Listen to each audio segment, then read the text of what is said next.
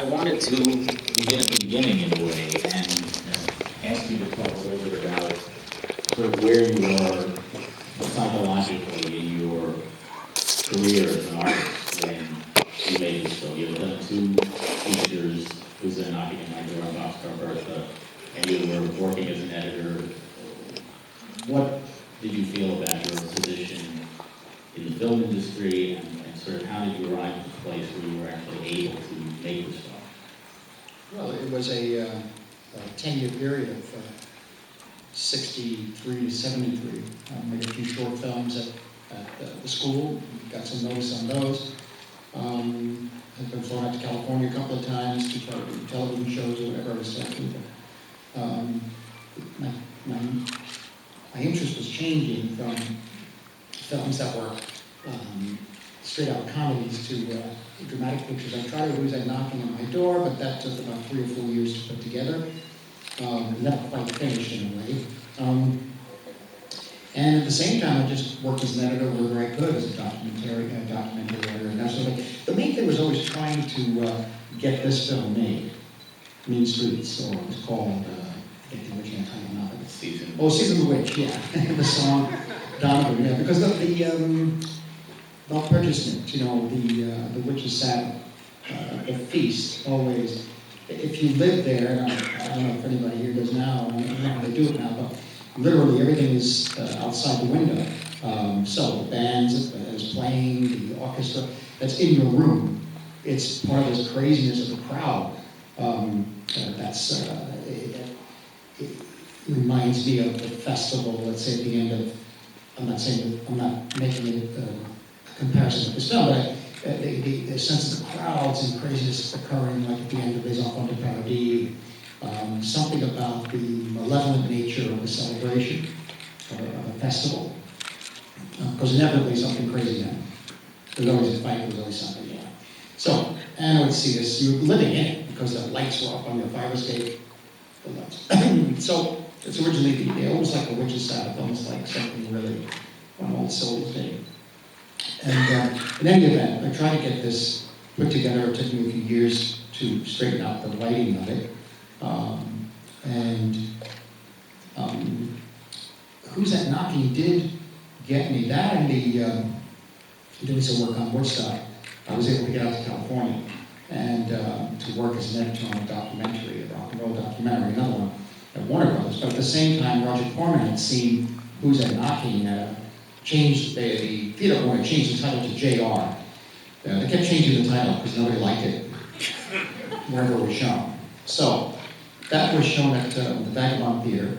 Corman saw it and had a meeting with me immediately the week after I was out in LA and asked me to do the sequel to Bloody Mama, which I said, sure, you know, it was Boxcar Bertha it became.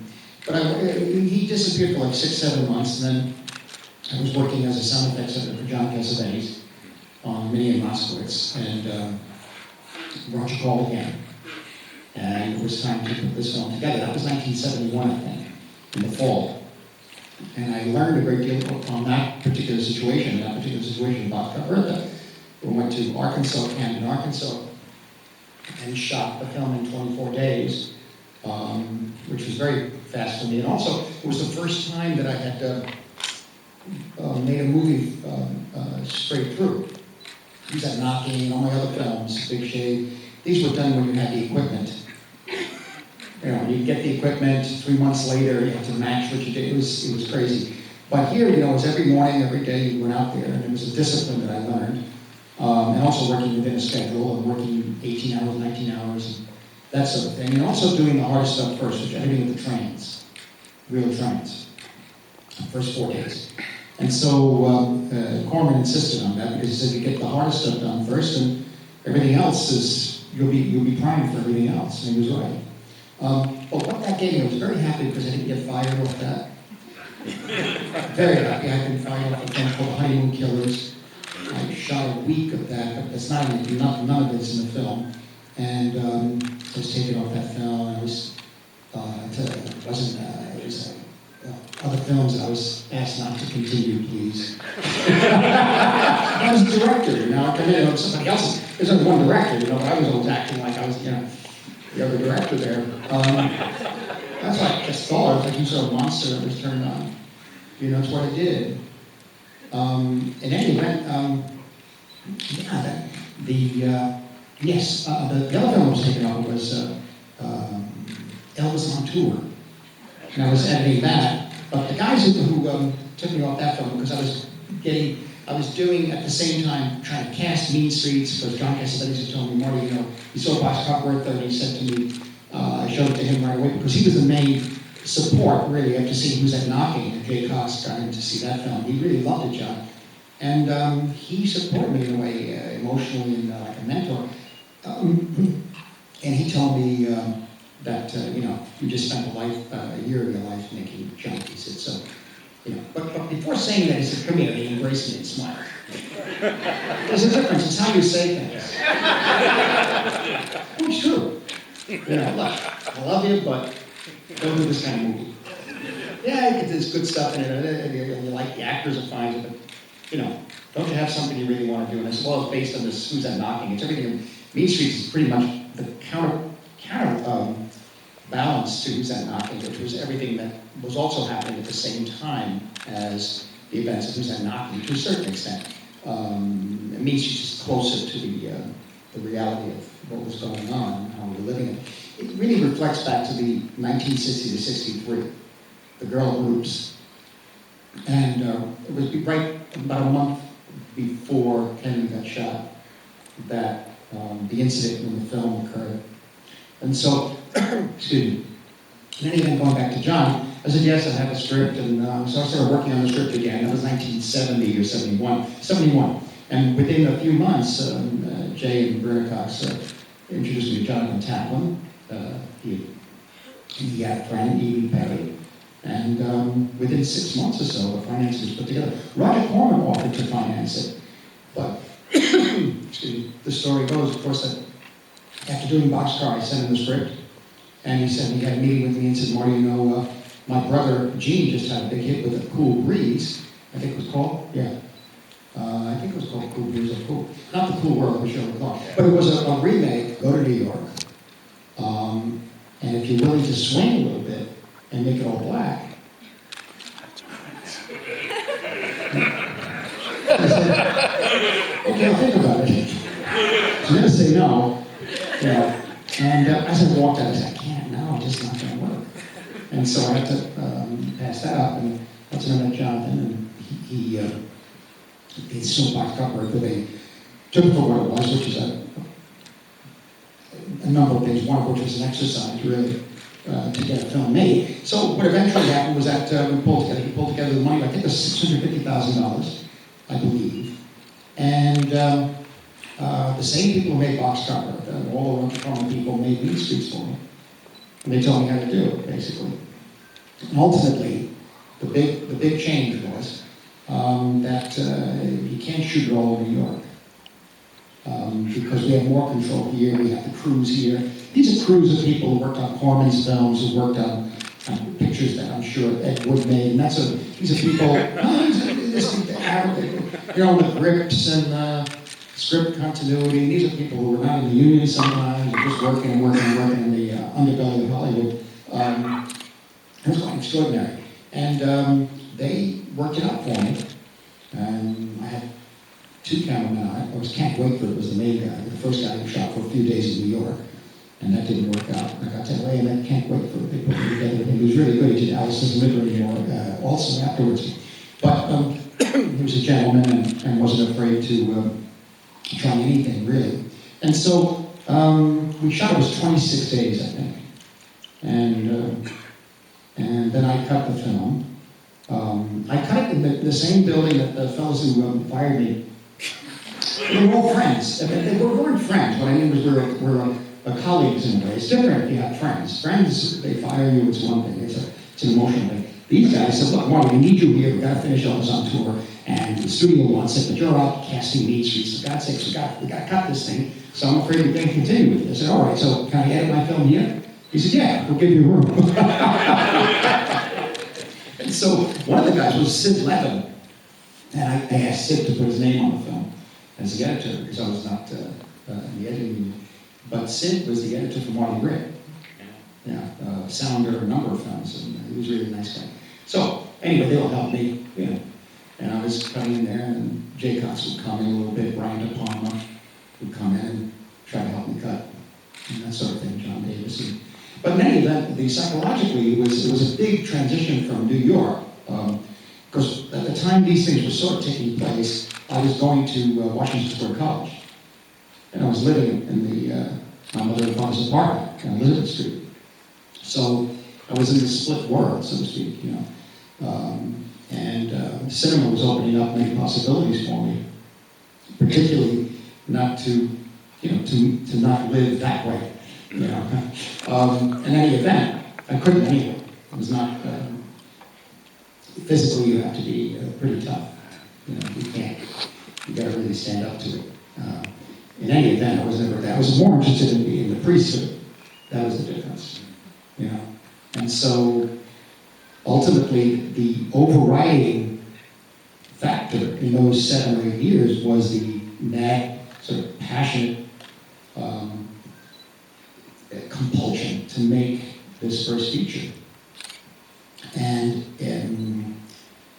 when you do it, you just throw everything out there that you know, and you don't worry about being polite or being, at that time, politically correct.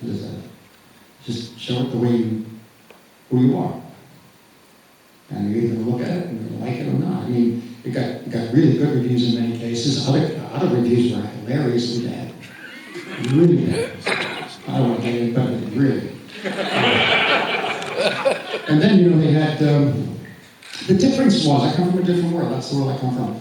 But also, it's the world of, to a certain extent, I'm not a great fan of the movie, but the movie Marty.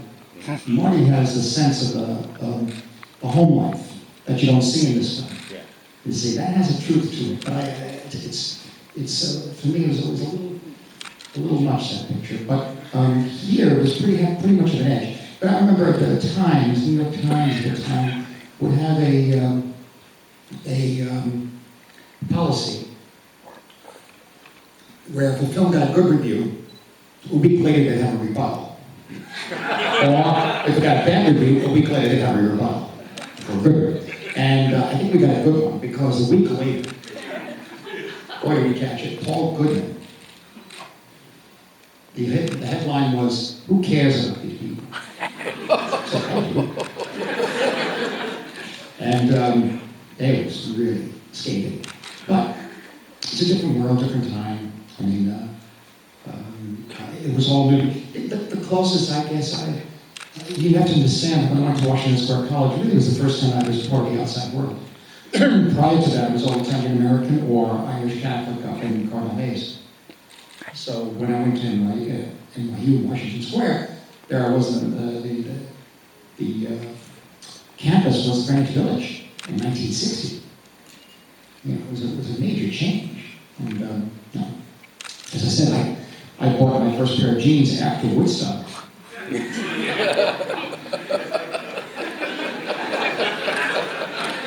Jeans. I'm just still trying to imagine the blaxploitation version. These guys. Fred Williamson as Johnny Boy, and Pam Grier as his epileptic cousin. But I can imagine. No, I thought about it. I said, God, they're making that. I can't do it. I wouldn't be able to do it. I wanted to ask you a little bit about your co-writer on the film, Mark Martin, because you came from this world, like you said, you saw this kind of thing out your window, and your co-writer. Well, Mark was born in Iraq, an Iraq-born. He's Armenian, yes. So this is clearly. He's Armenian. My teacher was Armenian, Hayden Nugent, and so he put me together with him, and he spoke with an accent. He lives in LA now, and he would be wonderful to have conversations and also to argue with and against and for, and really supportive and structured, and helping me shape the script for a long period of time. We did a lot of work together over the years, my short films. He was one of the first to work on the first drafts of Raging Bull. Right. And he was a great collaborator at the time. Well, you mentioned earlier, were the logistical challenges of doing that and still sort of having the steam? Well, the key was that certain scenes were shot in New York, the rooftops and certain street scenes, and particularly the hallways. You know, try as I could, as I might, I could not find those narrow, the hallways I grew up in that I love, those narrow tile hallways. I just couldn't find them in LA. I found everything else. I found the alleyways were a little too clean, but we got, you know, and I'm serious, because they were also too wide. But there was a downtown LA. Go to LA now, it's all changed downtown, but Wall Street is still there, which was the Skid Row. I grew up on Skid Row. I grew up on the Bowery, basically, with the alcoholics and the guys just, you know, doing everything in the street. So it's part of what I know as a child. And Skid Row, we were able to crash the car in LA because they had more control of the street at that time. And that crash, the car crash scene, I shot it the second week of shooting. I shot the first week in New York, 8 or 9 days straight, and then went to LA. Shot that the first night. It was my birthday, my 30th birthday. And then after that, everything just worked out for the... Literally, it was the interiors. The interiors had to have a sense of some aspects of New York. We even found a luncheonette that looked a little like a deli or an Italian deli that was on Mott Street. The exteriors are on Mulberry Street. On Grand Street off of Mulberry, of the store. The same exterior, the uncle's luncheonette. The exterior was used also in another film called A Double Life, George Cukor. It's where he meets the waitress, played by Shelley Richards in the film. But hardly anyone shot in that neighborhood. You couldn't bring cameras there at the time. The Godfather got away with it. They had a lot of Paramount Pictures, and they had a lot of money. But the neighborhood kid, we couldn't really shoot there. My father had to talk to a lot of people, pay some money to certain people in buildings, and was quite upset about it. But they weren't very forthcoming. And quite honestly, they would want to be private. They didn't want cameras all around. And so I would, if we were on the roof on Grand Street, and De Niro's firing a gun at the Empire State Building, the window is in LA. And it's all done, the garage is in LA, the interior of the car is in LA, I don't know, intercut shots going over the Brooklyn Bridge. I mean, basically it was all designed for one shot to go to the next to create the impression of New York, in a way. But there were details, like we built a little set for his apartment that he lived in with his mother and his father, his mother. And the over the door, on the lintel on the door, I guess you call it, in the corners there were always these little designs, like a rosette. And David Nichols, who was our production designer, young guy, he checked out all the places in New York. I said, we need this, we need a quarter of a ceiling, a tin ceiling, that we kept moving around in each shot, the tin ceiling. And for the rosettes, he just put 2 cookies up there and painted them. So this is the idea, because the rosette is what it was about. Because I used to be able to tell a movie that was supposed to be New York or an interior of an apartment in New York, but it was actually a set. I could tell that because having grown up there. And On the Waterfront was the first one I saw that had a kind of truth to what we looked like, what we lived in. Her apartment, for example, where he breaks in the door. That's pretty close to, the size of the apartments and everything else. In any event, it was all very detailed that way. The pool, we found a great pool room in LA. We found a church even, the interior of a church in LA. And so it was just a matter of sleight of hand, really.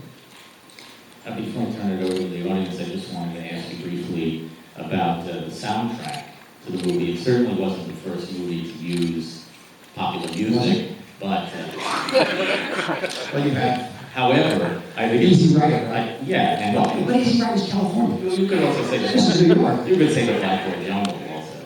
Well, that's when that came on, when the logo came up and that music started. Well, many kids in the audience started dancing and rioting, and police came in, and that was it. And the movie began. It was a big record. That was the Rock Around the Clock, yeah. But that was the impact of that was very strong. I saw that when I was about 12. Very strong. But I think in terms of kind of creating an emotional temperature, this is the first movie to use popular music in that way. And and I'm also just sort of curious because the soundtrack seems to break down to kind of three parts to me. You have the rock music that's sort of contemporaneous with when the film was made. You have the doo-wop that's maybe sort of decade earlier, and then you have opera and Italian folk song. Folk song. So what, can you talk a little bit about, sort of what each of those kind of styles of music meant for you? Well, it was literally the way you hear it, which was that, particularly if there was a street festa going on, a feast, because you'd hear the band playing Fascia Tenera, or the Italian National Anthem, or Tazza di Cafe, all these Neapolitan songs, some Sicilian songs, and they became part of your subconscious, because twice or three times a year that was happening outside the window since you were a child. And so it really became, you knew the song, sometimes you didn't know the names, but that became part of scoring of your life in a way. That, opera to a certain extent, lots of Italian traditional songs, O Marianello, and all the great song that ends the picture, I think is a wonderful song, O Marianello. That was the song they'd always play at the feasts for the good night song. Of course, there was some classical that we heard coming in through the airwaves. There was country western, there was popular music and rock and roll. So all this stuff would sort of go, weave in and out the windows, sort of, especially in the summer, as I always say, because the windows were open, the doors were open, there was no air conditioning, no fans. So everybody was like living in a kind of an interesting kind of dorm, in a way. People sleeping on fire escapes. It all sounds like a very, very romantic, but actually it was pretty miserable. But it was kind of the thing. Everybody would walk around, the men would be dressed with the t-shirts and big boxer shorts, but that was okay, because everybody understood it was hot. So, the guy crossed the way the same way. If there was people, of course the doors were open, the windows were open, so whatever went on in the apartment, everybody heard it. And so if there was a party or some sort of celebration, everybody came in. If there was a fight, very often your friend next door would come in and try to separate them. Or vice versa. Settle everybody down, calm down. The heat got everybody crazy too. A beehive, so to speak. When they got a fan, it was amazing. A fan. You can imagine now the air conditioning, but at that time, that's the way it was. So the music was coming in from everywhere. There was Ziggy Elman and the Angels Sing. Anything of Swain or Benny Goodman or Artie Shaw to Mascagni, Intermezzo from Cavaliere Rusticana. It was constantly floating in and out. And so you go with the music. You just go with the music. And I would definitely see life that way because the score was very anachronistic at times. If you were seeing something really awful, it was like Fats Domino singing When My Dreamboat Comes Home. And I can't tell you. So it's images, you're in a car. My brother had a car, he would drive us around the block. That was about it. And he moved out with the car because you couldn't have a car there. It wasn't right. But the music, the other films, of course, were, Easy Rider had them, this was 68, though, but that's another cultural, I didn't get it. I really enjoyed it, I didn't get it at all. And Born to Be Wild, I don't get it, so it's like, no need to put it down, I'm just saying that it's like, it was wild to see it, but I was like, that doesn't work for me, in terms of my connection to life that way. It's a very different motorcycle, it's a very different thing. And, I did see at a loft of a filmmaker in 1965, I think, or 4, maybe 4, in Greenwich Village, a clandestine screening conducted by Jonas Mekas of the banned film Scorpio Rising. About 25, 30 people in the room, in the loft. I never seen anything like it. And that was the thing. To use music like that, we were told that you can't use that music because you have to pay sync rights. And you never get the film release. We're always tossed between you should get, And finally, when Kenneth Anger did that, of course, it's a different kind of thing. That's not going to be playing at Cinema One, So, but I'm sure he didn't have to deal with the same things.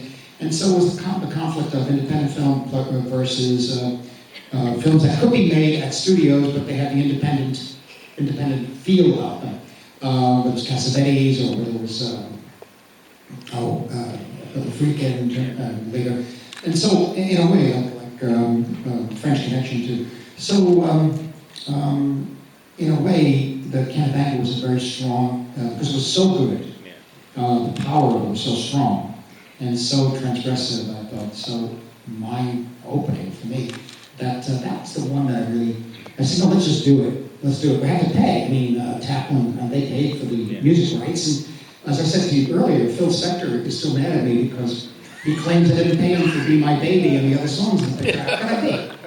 I tell him, Phil, Phil, it's Warner Brothers Presents. It's up there. Be My Baby, the Ronettes. What can you do? He says, you should have meant that I should have asked him. I should have asked him, God, who was I at the time? Who was this kid calling up asking you? Meantime, we just went the normal way and we paid.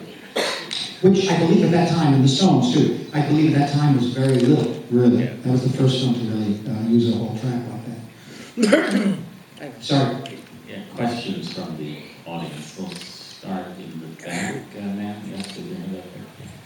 Yes, you. It would appear that this movie is a snapshot in time, and I'm wondering how you would update any or all of it today. Interesting question is that the movie seems like a snapshot in time. What would you update, if any of it, if you were to make it today? The first response on my mind is that, instinctively, is that there's no way I could make it updated today. I don't understand today. You take out the elements of drugs, you take out that element, and once you put the drugs in, you're in a whole new world. A lot of money, a lot of destroyed lives, and a different way of thinking. This is going right into Vietnam. It's a whole other kind of thinking that we were never a part of. And so, if you have The Sopranos, or whether it's, I just didn't get it. Beautifully acted, very, very interesting stuff. I would feel more at home with Boardwalk Empire from the 20s. So I don't know what the same group of people would be. They don't live there anymore. That neighborhood's gone. It's a different neighborhood now. I did visit mansions, bigger house. For us as children, they were mansions. They were regular houses, I would think, in Long Island that were owned by some underworld figures, but we were kids, and because we were friends with their sons, and they would take us swimming for like a weekend or whatever. But that was it. That was it. I never saw any ostentatious use of money. Particularly, everything was kind of underplayed. Language in the home was never, at least the homes I visited, the apartments I visited, the language you hear in this film was never used, especially if you had daughters and that sort of thing. And in any event, it's a very different world. It's like something out of the 19th century or medieval, really. And today, I wouldn't know where to begin. I said the drugs change everything. It changes the values. It changes. Into drugs. You want to get the next hit, and then there's no more trust. There's nothing. You say everybody goes. There's a lot of money to be made. So it's a very different world. And you have it. The Sopranos. You have what? This show, Jersey Shore. I never saw it. That's in Jersey too. That's yet another world. That's another world. I don't know what that is. They told me. I said, no, don't tell me. Yes. Is there any significance to giving yourself a key role at the end of the film? Any Not significance really. to casting himself as the gunman at the end? No. In many of these cases, we just don't have the people. We just ran out of taxi driver. My friend got sick, and I jumped in to depart because Bob De Niro suggested I do it, but everybody was against it. And Bob said, "No, Marty, you do it." No. So I did it. But in this, it was for the second week of shooting. We had to get it done. What could we do? And I had to make sure that it was right.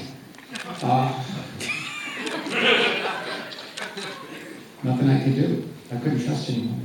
What about using your own voice on the soundtrack? Oh, intercutting my voice with Harvey's. Yeah, and it's a very personal movie. So the rhythm of Harvey's voice, my voice is very similar to his, I feel, at times. And we're very close, Harvey and I, and so we just intercut our voices. Yeah, really. Yeah, sorry.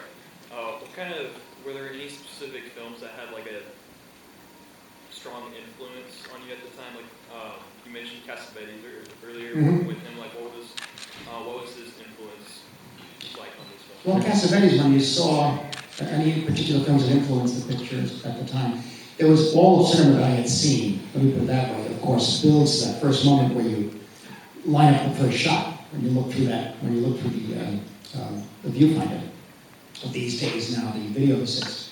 But Cassavetes was the one to really push us over the edge in a way by doing shadows and with the advent of the new equipment, the eclairs. It's pretty similar to what's happening now. Well, what's happening now is a complete redefinition of cinema, complete reinvention in a way. It's up to you. You know, it's a whole new world, a whole new industry. Or maybe not even an industry. I don't know what it's going to be. But everything's wide open now. But at that time, that eclair camera and the smaller Araflex arc, that opened up the way because the other cameras were very, very big and bulky, the Mitchell BNCs. I tried shooting with them. It was very difficult to get them even on the stage, you see. So when Cassavetes did that, and did it so openly and honestly, and the style was in the making of the film in a way, the passion of making the film. So you say, well, it was grainy, it looked documentary. It doesn't matter. It doesn't matter. Oh, he paid no attention to production design. I'm sure he did. You see, but it's another way of looking at it. And he said, well, then we can do anything. See, we can do anything and get away with it. I mean, not get away with critics, of course, but we could get away with the style because we had to reinvent the style at that time. And so Cassavetes was the one who really pushed us to do that because I always said this, people always talk about, we'll make a film, but I don't have enough money. And when I saw Shadows, I said, look, there's no more excuses. You know, you have video here, no more excuses. You've got something to say, and you're dying to say it. Use the video, you know? And the films that were very specific to me were Ashes and Diamonds, Andre Vida's film. One of the great films. I just came back from Poland, actually, last week I was there. And Akatone by Pasolini and Before the Revolution. And, Fellini's I Vitelloni, about the young men who were still living at home with their mothers who were 32 years old.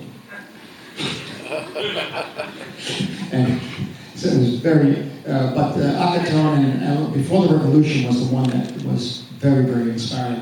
Ashes and Diamonds was, and still is, one of the most powerful cinematic experiences. If you ever see it on the big screen, show Vida's films here. Yeah, we show. In the back, straight ahead, can't point to yourself.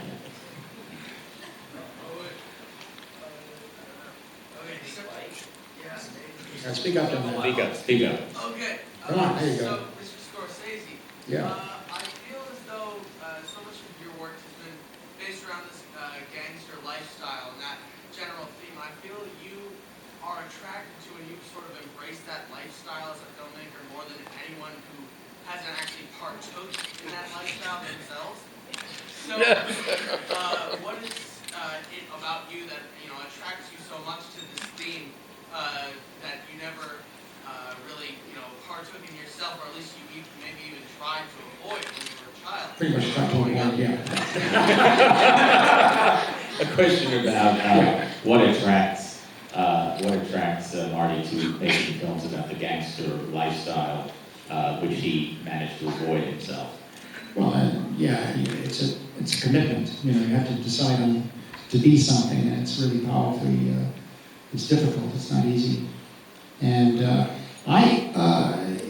what that is the first memories growing up as a young person, as a boy, in that area, not knowing the difference really. I could tell some people were tough or angry or edgy. I could tell that. But when you're living that way, when you're living, your father warned you about certain kinds of people, and yet he has to deal with them because that's his life. Your family has to deal with them because they own everything. And let me put it this way: it's a lot of them. I was growing up, I didn't know, and I just took them as people. And so I found that over the years, I'm fascinated by, at the same time, being involved with the church, wanting to be a priest here, the priest talking about love and compassion, and all these alcoholics dying in the street in front of you, and all these other guys betting numbers, and there's violence in the streets. And for me, really, a lot of them I knew were basically decent people, but they were somehow, the life and the circumstances forced them to do bad things. Not all of them. Some of them really really out there, you know, really crazy. But, you know, I knew them to be good, you know, or tried to be good. They tried to be and they couldn't. They couldn't. That's how I perceived it. I mean, how I knew it. I didn't make a judgment on it. And say, it's just what I know. Don't forget, too, that's only a certain percentage. The rest of it is like my mother and father were living there, my friends, their mothers and fathers were trying to live a decent life. But this is all around you. And it's part of a, you know, part of a little medieval community, like a medieval village, in a way, in a new world. And that new world for me, I always tell the story, the new world was on the corner of Elizabethan House, and all I had to do was go left to Greenwich Village. And that was, you know, on the corner of Elizabethan House, and you got a sense of this place called America, because there were cars going back and forth, and this land. I always tell a joke about seeing, it's kind of odd to see this president always playing golf, Eisenhower. And, you know, nobody played golf where I came from, so he was always smiling and playing golf. And I mean, you make fun about it, but it was like another world. And we were in that generation moving towards that world. And so when I went to the West Side, 6 blocks to the West Side, NYU, that in 1960, that changed everything in terms of my outlook. I think we have time for one more. Go over there.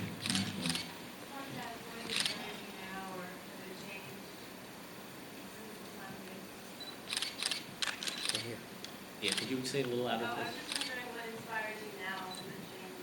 Oh, yeah, the question was, are you inspired by different things now than when you made this film? What inspires you?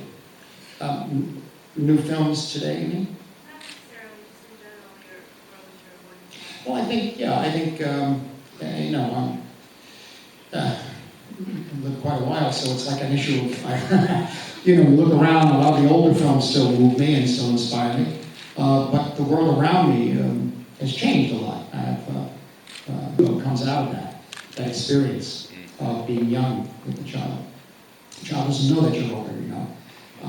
So, you know, you're expected to do certain things and think a certain way. And that has been a big change, because not only is she so much a part of our lives, but also the friends. Yeah. And so that is a great inspiration, and of course, you know, frustration, inspiration, all of that sort of thing.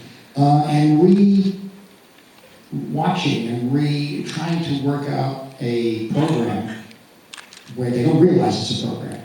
They were just going to say, watch a movie with Daddy. See, a cinematic sense of cinema history. You know, where you're not showing them, you're not preaching to them, but you're showing them bringing up baby, and then you show Grapes of Wrath. You know, you have to balance it. So on the same day, not on the same day. Not on the same day, I can tell you that. But they're, you know, and so they know ultimately that another kind of cinema existed, in a way, and so a lot of the inspiration is coming from the life around me at this point in time. Some new films I see, some good films from Romania. Police Adjective is interesting, I thought. Oh, God, there's a few, watching some old Polish films, or some revisiting Andrzej Munk's films, Passenger, and Eroica. There's some extraordinary things I've seen, you know, but in the past 6 months or so, things have been quite, as far as the viewing is concerned, because we were so, Dom and I were so busy finishing Hugo in the 3D process, so. But, no, there are some new films that I see. I don't really see that many new films anymore. It's the old thing, too, as you get older. I remember a fellow, a filmmaker with Michael Powell, we went to see a film at Cinema One or something, and Michael, I think, was about 78 years old or so. And she was watching the film, and he was watching the film, and after 15 minutes, he said, "Let's go." I said, "No, the picture just said, no, let's go." And then he walked out, and he said, "I didn't learn a thing from that film. I just know what's going to happen. I don't have the time. Give it 20 minutes. I'm too old for this." And a lot of all of you are very young, so we get to the point and say, "I can't watch this anymore. I know what's going to happen." I mean, it's not showing me anything really interesting. Oh, and Into the Void is interesting. So that's pretty wild. Yeah, I mean, that's going to another. He was in town last week. I got to talk to him a little bit, but Into the Void is quite something. that's kind of inspiring. So, What about other than film? I'm sorry? Other than film? Other than film, books, history books basically, and nonfiction. And I try, that was the thing. When I was younger, my family were not in the habit of reading. They were working class, they didn't read any books. And so the first books were at grammar school and high school, and I just kind of James Joyce, Graham Greene, and that sort of thing.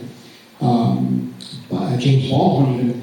But I had to learn over the years how to live with books, how to understand how to read a book, really. Not how to lose patience. I was getting everything visually and musically. Music was very important. So in the past 15, 20 years, I'm trying to catch up. But you start reading one thing and you go, wait, oh, this is a reference, and I'm going to read the other book first. You start with Camus, you've got Robin Sartre, you've got, it's overwhelming. And if you're editing like late at night, you can't come back and read a chapter of, something like Nabokov and say, well, I gotta get back to this by tomorrow. Well, yeah, you have to stay on it. You can't put it down for a week and come back. So it's a struggle to do that. And that's what I'm trying to do over the years. Martin Scorsese. Thank you. Thank you for being